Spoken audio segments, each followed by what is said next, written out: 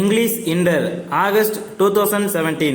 Mr. Speaker, Sir, it has been very useful for me to hear the various suggestions made by the honorable members. At the outset, I would like to say one thing. Though there may be some defects here and there, I must make it clear that this country may be proud of the achievements made in the setting up of the steel plants. It must be remembered that we had a very low level of production when we began our steel plant.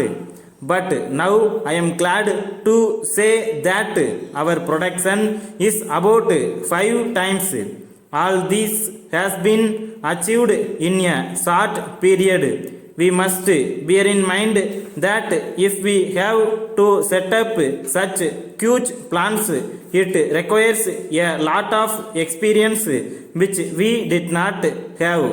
But it would not have been right on our part to give up the effort because we had some difficulties.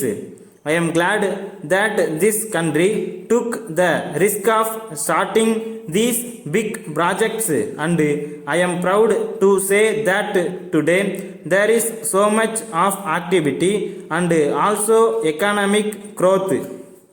At the same time, I may assure the House that I will always insist on increasing the efficiency of our public sector projects and doing our best so that we may place before the world what a country like ours can do in these things. Now I will deal with the criticisms made in regard to the raw materials.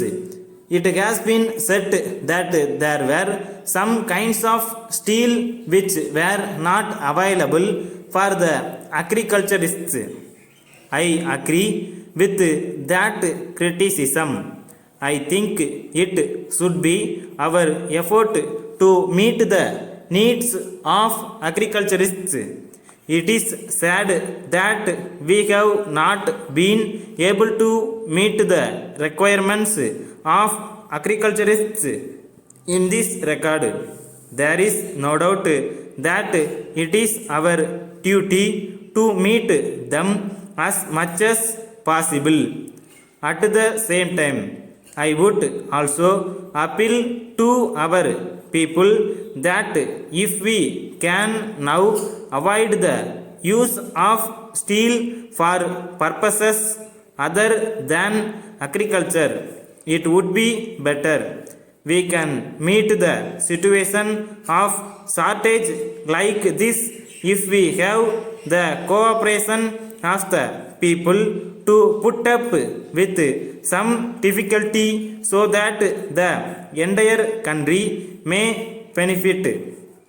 Now, I would like to say a few words about our policy in regard to distribution of steel. It has been our policy so far to make allocation of steel to the state directorates, who in turn distribute such things to the agriculturists and others. So far as I am concerned, I have been trying to increase their allocation.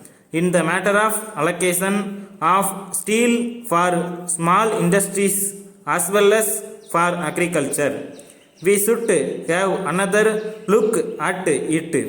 If we can make further increase, it should be made as a matter of fact. Today, the position of steel is easier, and I may assure the House that as soon as possible we shall meet these demands as something of great importance for purposes of economic development. Letter from the Standard Ribbon Works, Mumbai to Messrs. Shah and Company, Ahmedabad.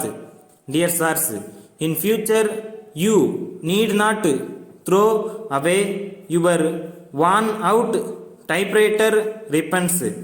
We can re-ink them as early as you can refill your fountain pens.